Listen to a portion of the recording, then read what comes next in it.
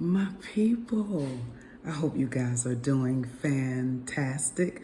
I am doing very well. Hope you're practicing self-care, taking care of yourself.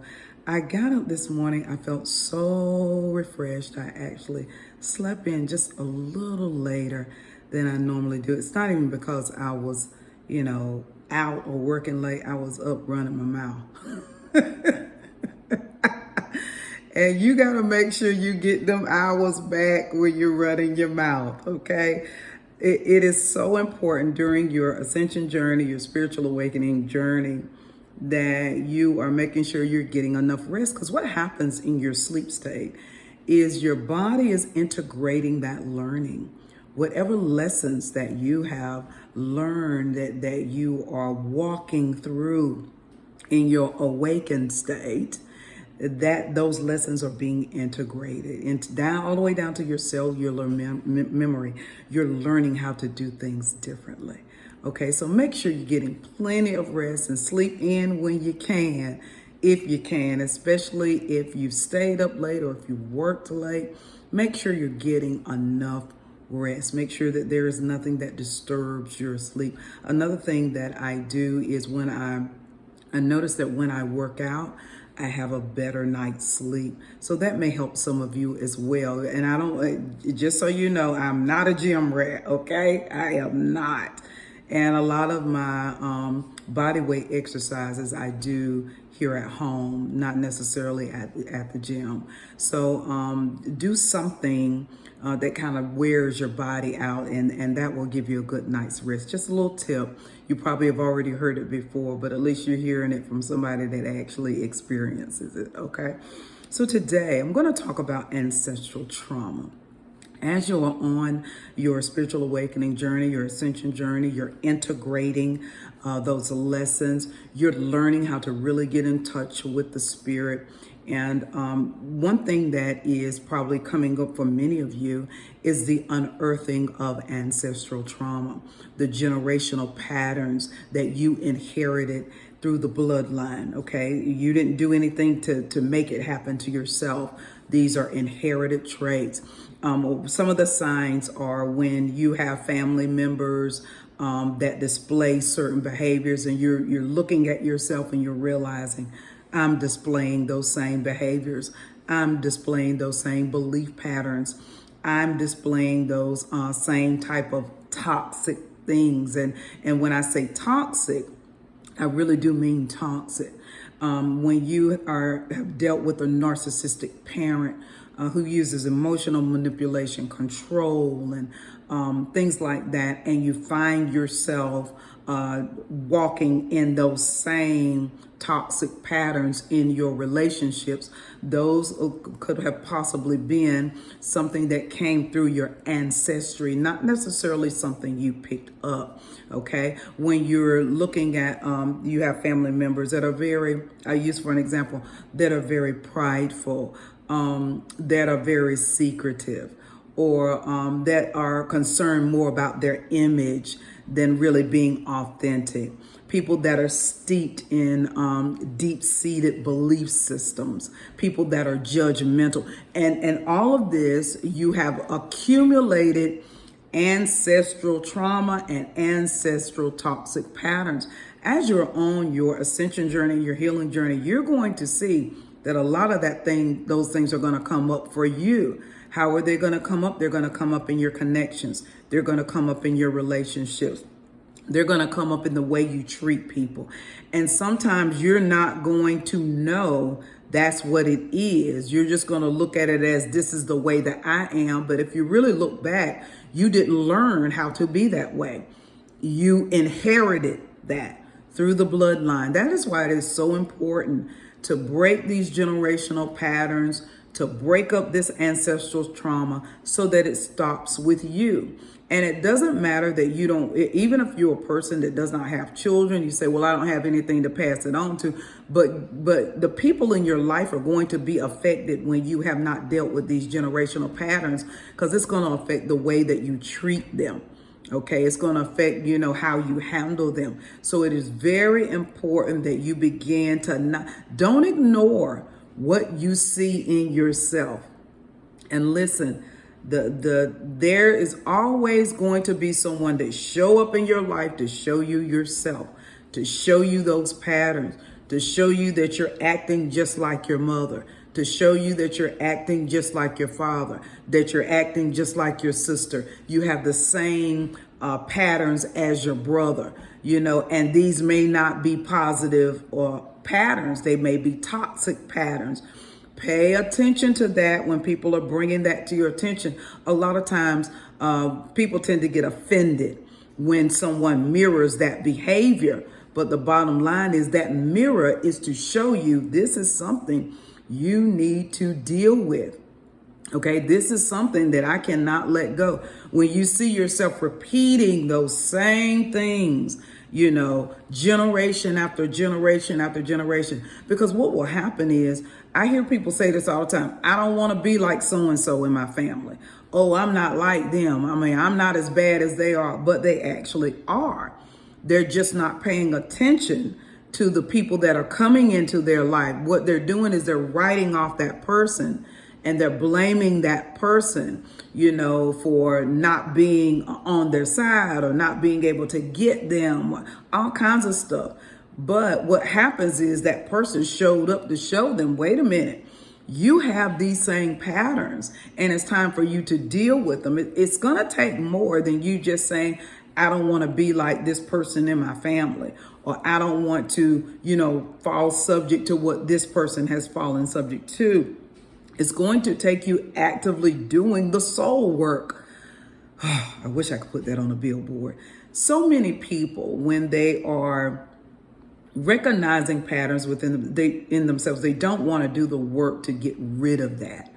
Okay, and to really unearth it, to really, okay, where did I pick that pattern up? Where did it come from?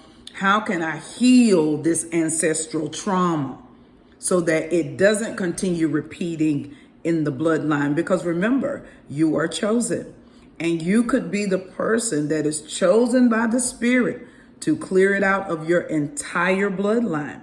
So pay attention to that. When you hear about things happening with your family members and you act like it's not you, when it actually is you, you may not be doing it to the extreme that they're doing it, okay? But you may be displaying, little things on a smaller scale, even though they're displaying it on a bigger scale, if that makes sense. Let's just say you're an individual that throughout your family, they're very prideful, okay? Very prideful. And they go to the extreme with their pride and their judgment. They go totally to the extreme. Well, just because, and if we could put it in percentage, let's say they're 100% prideful and judgmental, 100%.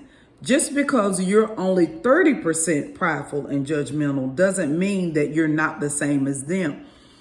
All of it has an effect on the connections in your life.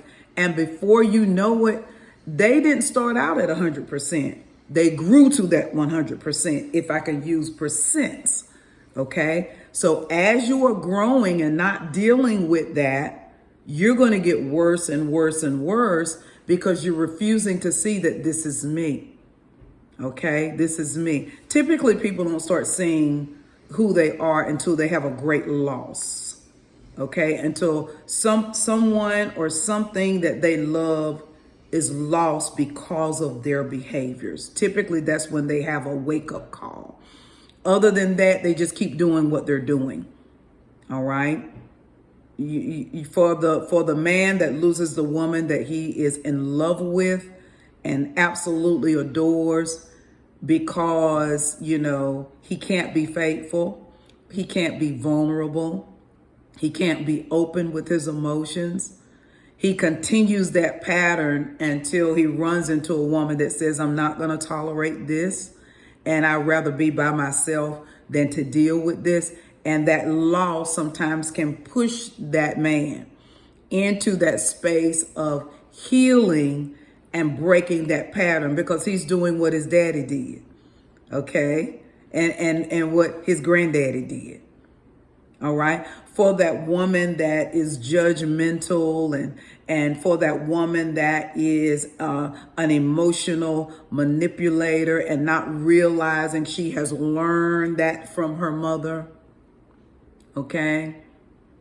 And typically that woman doesn't have a wake-up call until those behaviors, that judgmental behavior, that emotional manipulating behavior begins to break up something that they really wanted, an affect a friendship or an affect a relationship of something they really wanted. Okay. Having, being codependent. All right. Being detached. You learn that behavior. And a lot of times the learning only comes after you've watched, but you actually already know how to do it before you see it. Because sometimes you can have a behavior that you have not learned. It's just flowed through the bloodline.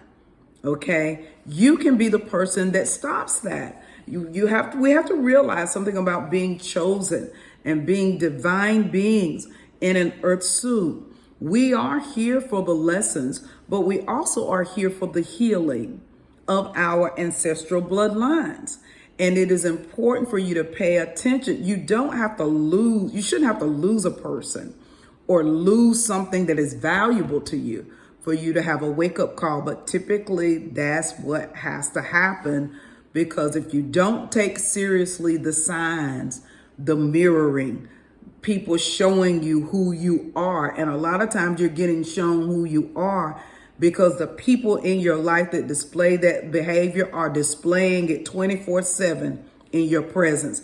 And sometimes you can be so dull spiritually, you don't even realize it's being displayed, and you're subconsciously taking it on. Okay, you're subconsciously taking on. It doesn't matter. You can hear about, let's just say you hear about a family member that has done something dirty to somebody else. And you keep hearing about it, and you talk about that family member, say they shouldn't have done this. They're going to mess around. They're going to lose that person because of this, yada, yada, yada.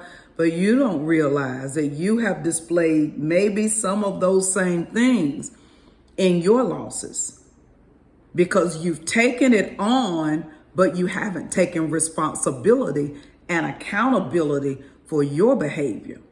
Okay, so sometimes the spirit will keep something circulating in your life as a mirror to show you. It isn't that the spirit is trying to show you them. The spirit is trying to show you you.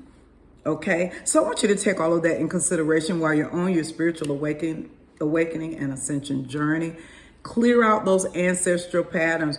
Do the necessary soul work, whether it be through holistic or traditional therapies, whatever it takes for you to really clear that trauma out, clear out those blockages so you can stop repeating patterns, so you don't have to keep losing people that are valuable to your life, valuable to your growth, valuable to your heart. You know, it's amazing to me, and I've said this before, how so many people pray for to have a certain people in their life, or pray to have certain connections in their life.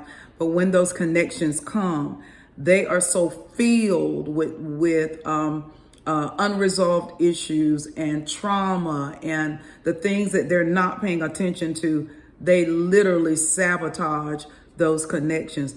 So I say this all the time. Why pray for something that you're not ready for?